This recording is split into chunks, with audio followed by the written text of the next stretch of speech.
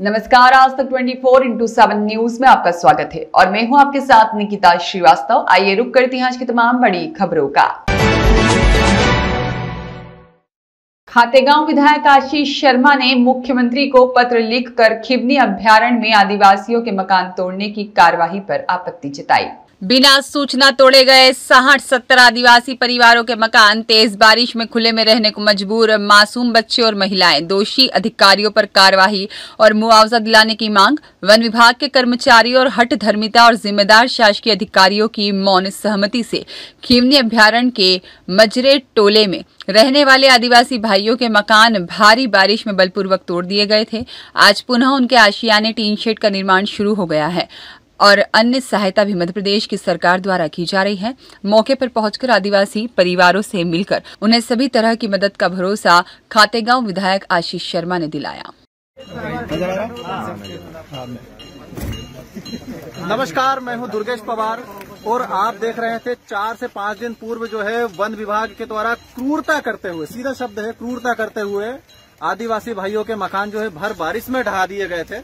और उस समय मुझे जानकारी लगी थी कि विधायक जी शायद क्षेत्र में नहीं थे। क्या आप शायद कहीं बाहर थे, ऐसी मुझे भी जानकारी है। मुंबई गया हुआ था। अब उसके बाद क्या हुआ, एक बड़ा आंदोलन का रूप लिया। इसके बाद कल ये परिस्थितियां बनी, कुछ जो है आदिवासी भाइयों की मांगे थी कि हमें वापस बारिश में वहां रहने के लिए मकान बनाकर दिया जाए।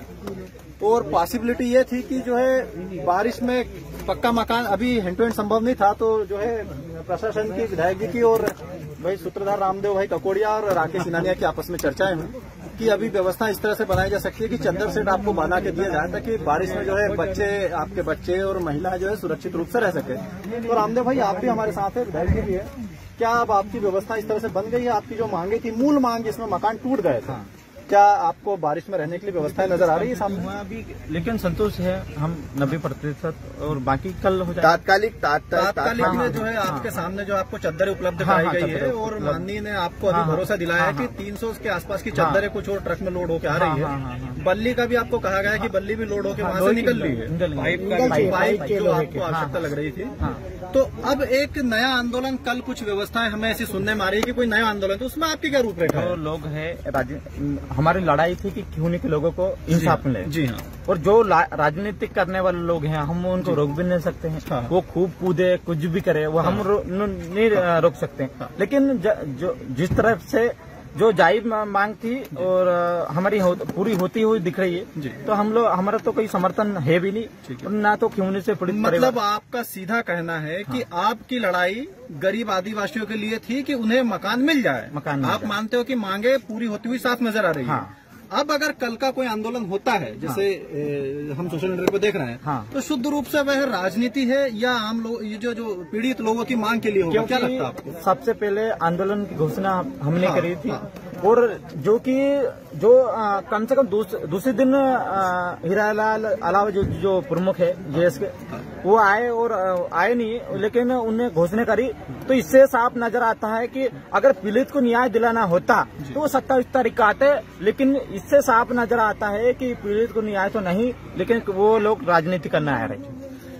विधायक जी, इस पूरे मामले के जो सूत्रधार है रामदेव ककोड़िया, उन्होंने भी स्पष्ट कहा है कि हमारा आंदोलन मूल रूप से इन लोगों की व्यवस्थाओं को जमाना था। जो आदिवासियों का मकान टूट गया था उन्हें मकान दिलाना था। उन्होंने माना है कि ये व्यवस्थाएं जम गई है।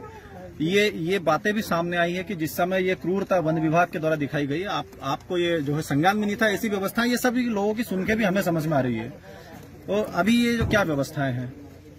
खिवनी अभयारण्य और पूरा विधानसभा क्षेत्र हमारा परिवार है और निश्चित ही बारिश के मौसम में यदि किसी के मकान को ढहाया जाता है तो उसके सामने जीवन के यापन की किस तरह की परेशानियां खड़ी होती है, ये खिवनी के इन आदिवासियों को देखकर समझा जा सकता है। जिस समय सुबह 7:30 बजे मुझे पहला फोन हमारे खिवनी के निवासी मेहर सिंह जी का आया और एक और फोन यहाँ से आया, तब मैंने जिला प्रशासन में कलेक्टर महोदय से मेरी बात हुई। डीएफओ साहब को मैंने फोन लगाया लेकिन उनसे बात नहीं हो पाई। मैंने माननीय शिवराज सिंह चौहान जी को घटना से अवगत कराया, उन्होंने माननीय मुख्यमंत्री जी को अवगत कराया।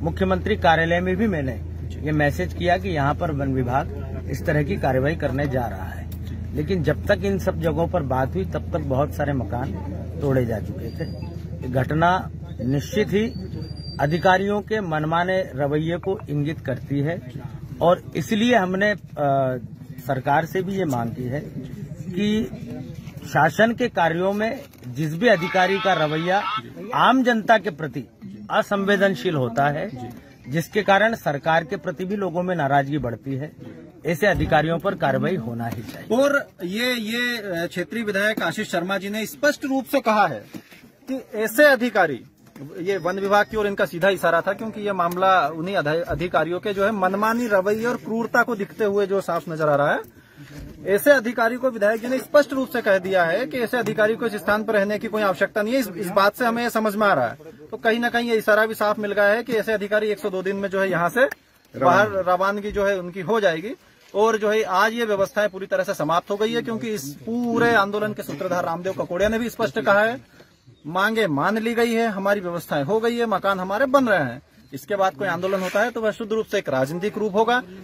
और पूरा विधानसभा क्षेत्र हमारा परिवार है और निश्चित ही बारिश के मौसम में यदि किसी के मकान को ढहाया जाता है तो उसके सामने जीवन के यापन की किस तरह की परेशानियां खड़ी होती है, ये खिवनी के इन आदिवासियों को देखकर समझा जा सकता है। जिस समय सुबह 7:30 बजे मुझे पहला फोन हमारे खिवनी के निवासी मेहर सिंह जी का आया और एक और फोन यहाँ से आया, तब मैंने जिला प्रशासन में कलेक्टर महोदय से मेरी बात हुई, डीएफओ साहब को मैंने फोन लगाया लेकिन उनसे बात नहीं हो पाई। मैंने माननीय शिवराज सिंह चौहान जी को घटना से अवगत कराया, उन्होंने माननीय मुख्यमंत्री जी को अवगत कराया। मुख्यमंत्री कार्यालय में भी मैंने ये मैसेज किया कि यहाँ पर वन विभाग इस तरह की कार्रवाई करने जा रहा है, लेकिन जब तक इन सब जगहों पर बात हुई तब तक बहुत सारे मकान तोड़े जा चुके थे। ये घटना निश्चित ही अधिकारियों के मनमाने रवैये को इंगित करती है और इसलिए हमने सरकार से भी ये मांग की है कि शासन के कार्यों में जिस भी अधिकारी का रवैया आम जनता के प्रति असंवेदनशील होता है, जिसके कारण सरकार के प्रति भी लोगों में नाराजगी बढ़ती है, ऐसे अधिकारियों पर कार्रवाई होना ही चाहिए। और जो राजनीतिक करने वाले लोग हैं हम उनको रोक भी नहीं सकते हैं, वो खूब कूदे कुछ भी करे वो हम नहीं रोक सकते हैं। लेकिन जिस तरफ से जो जायज मांग थी और हमारी पूरी होती हुई दिख रही है, तो हम लोग हमारा तो कोई समर्थन है भी नहीं, ना तो क्यों से पीड़ित। मतलब आपका सीधा कहना है कि आपकी लड़ाई गरीब आदिवासियों के लिए थी कि उन्हें मकान मिल जाए। आप मानते हो कि मांगे पूरी होती हुई साफ नजर आ रही है। अब अगर कल का कोई आंदोलन होता है, जैसे हम सोशल मीडिया पर देख रहे हैं, तो शुद्ध रूप से वह राजनीति है या आम लोग ये जो पीड़ित लोगों की मांग के लिए होगा, क्या लगता है आपको? सबसे पहले आंदोलन की घोषणा हमने करी थी और जो कम से कम दूसरे दिन हीरालाल अलाव जो प्रमुख है जीएस के, वो आए और आए नहीं, लेकिन उन्होंने घोषणा करी। तो इससे साफ नजर आता है कि अगर पीड़ित को न्याय दिलाना होता तो वो 27 तारीख का आते, लेकिन इससे साफ नजर आता है कि पीड़ित को न्याय तो नहीं, लेकिन वो लोग राजनीति कर। गणेश जायसवाल की रिपोर्ट।